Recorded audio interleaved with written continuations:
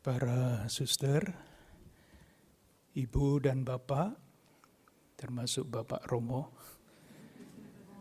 saudari-saudaraku yang terkasih, kita ingin mempersembahkan kepada Tuhan rumah duka yang sudah selesai dibangun ini dalam perayaan Ekaristi. Kita semua tahu Ekaristi adalah syukur atas karya agung Tuhan.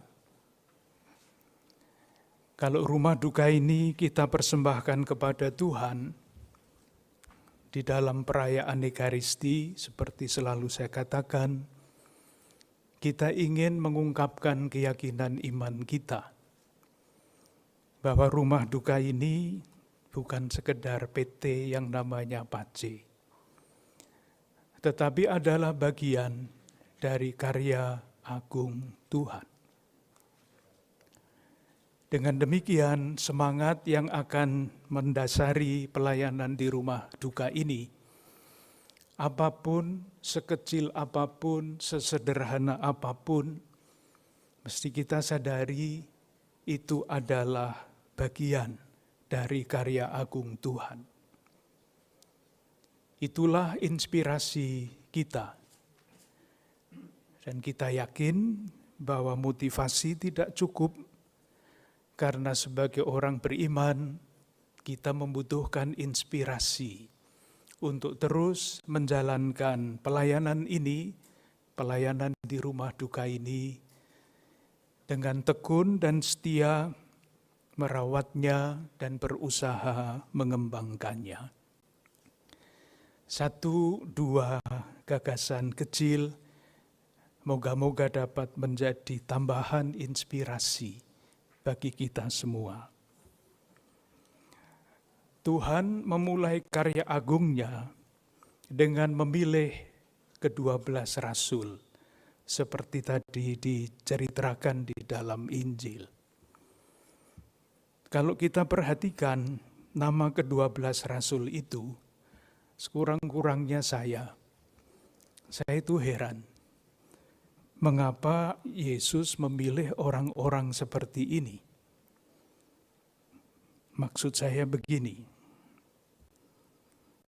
Petrus, Yakobus, dan Yohanes itu adalah nelayan, menyelenggarakan koperasi ikan di Danau Galilea. Belum lagi kalau disebut Yakobus dan Yohanes itu diberi nama Boanerges, yang berarti anak-anak guru. Jadi riuh terus orang ini. Ketika Yesus melewati Samaria, dan orang-orang Samaria tidak menerima Yesus, kedua orang ini mengatakan, Tuhan, apakah kami boleh mengundang api dari langit untuk membinasakan orang-orang di sini? Seru bukan? Dahsyat sekali. Itulah yang namanya anak-anak guru. Emosional, gampang marah, dan sebagainya. Belum lagi ada Matius, tukang cukai. Dan saya membayangkan Matius ini kalau menjalankan tugasnya memeras-meras Petrus, Yakobus, dan Yohanes itu, karena dia tukang cukai. Belum lagi ada yang namanya Simon, orang Zealot. Itu kadrun zaman dulu. Fundamentalis. Seandainya saya membayangkan, seandainya Simon orang Zealot ini ketemu dengan Matius, pasti mereka berkelahi. Bukan hanya berkelahi dengan kata-kata. Orang Simon, orang Zealot itu kemana-mana membawa kapak untuk menunjukkan bahwa dia pejuang kemerdekaan. Pasti berkelahi. Karena Matius sebagai tukang cukai itu dikenal sebagai pengkhianat bangsanya. Lalu masih ada Yudas Iskariot. Pertanyaannya adalah, pertama, mengapa Yesus memilih orang-orang yang berbeda-beda ini? Saya juga tidak tahu. Nanti kalau mau tahu persis jawabannya, kita tanya kepada Yesus kalau ketemu dengan beliau. Pertanyaan yang kedua adalah, apakah Yesus ini berhasil mempersatukan murid-murid dengan berbagai macam latar belakang dan watak tadi? Nah, itulah yang membuat kita bertanya-tanya. Kalau kita membaca kisah Injil menurut Markus, jawabannya adalah Yesus tidak berhasil mempersatukan mereka ini. Mengapa bisa dikatakan begitu? Sederhana jawabannya. Ketika Yesus bicara mengenai sengsaranya, orang-orang ini masih rebutan siapa yang paling hebat di antara mereka. Itu pasti tidak rukun. Yang minta adalah kedua anak Zebedeus. Yang lain marah karena tempat yang penting sudah diperebutkan di antara dua orang itu. Ketika Yesus ditangkap, semua murid ini lari. Jadi Yesus gagal mempersatukan ke-12 murid ini untuk membantunya di dalam karya agungnya. Gagal total. Tetapi syukur kepada Allah, kisah Injil tidak berhenti di situ. Seandainya berhenti di situ, tamatlah riwayat kita. Ternyata kemudian sesudah Yesus merelakan diri menjadi martir disalib dan kemudian dibangkitkan, Yesus mempersatukan kembali ke-12 murid yang tercerai-berai itu dan kemudian mengutus mereka untuk melanjutkan karyanya. Yang mau dikatakan sebetulnya sederhana.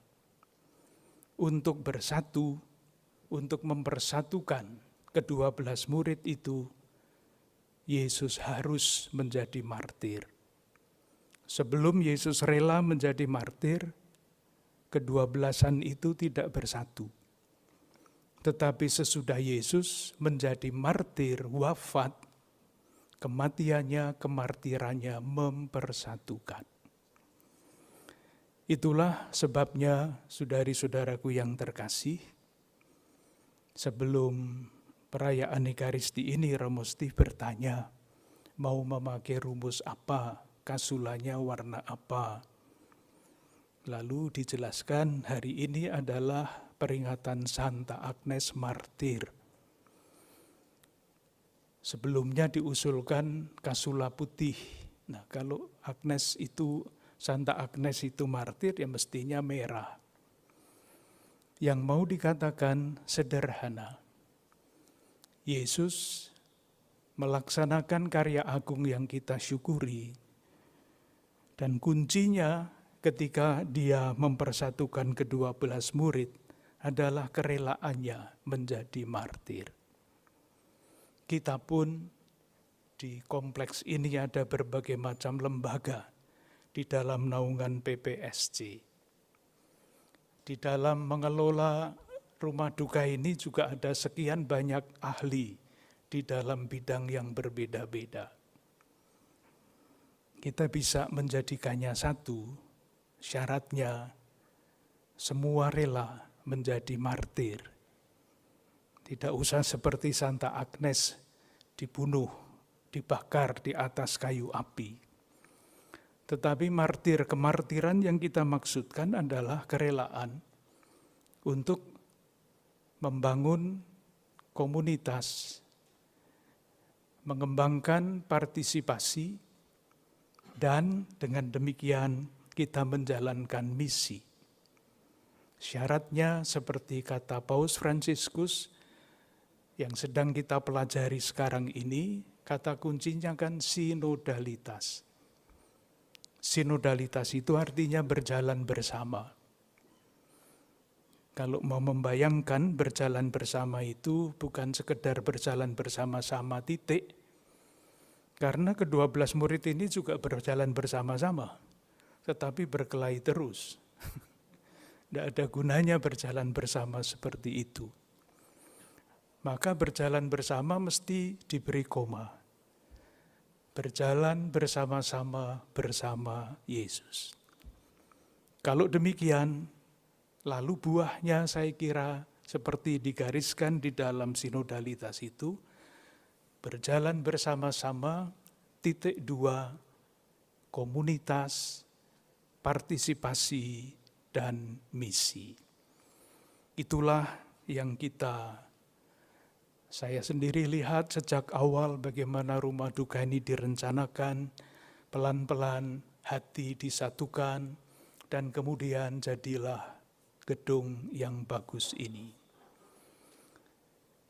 Ada banyak martir di dalam pembangunan rumah duka ini, bukan dalam arti yang lain-lain, tetapi kerelaan, yaitu tadi untuk berjalan bersama-sama, membangun komunitas, partisipasi, kalaupun tidak bertanggung jawab, tetapi ikut berperan, yang menyelesaikan, yang memberikan saran, yang mengerjakan macam-macam hal, bukan hanya yang bertanggung jawab, yang tidak bertanggung jawab pun di antara kita yang hadir ini banyak yang memberikan bantuan, menjadi martir-martir kecil yang diperlukan agar kita semua dapat tadi itu membangun komunitas. Kalau komunitas terbangun, partisipasi dengan sendirinya akan tumbuh. Kalau partisipasi tumbuh, dengan sendirinya misi yang mesti kita rawat dan kita kembangkan, yang diwariskan oleh para perintis, para misionaris, suster-suster CB yang datang ke Batavia untuk memberikan pelayanan, akan terus kita rawat dan kita kembangkan.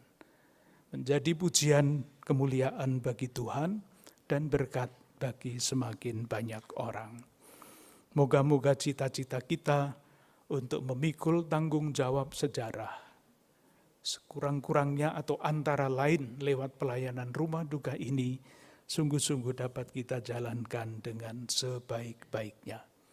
Dengan harapan dan keyakinan itu, marilah kita lanjutkan ibadah kita dengan pemberkatan benda-benda rohani dan pemberkatan gedung.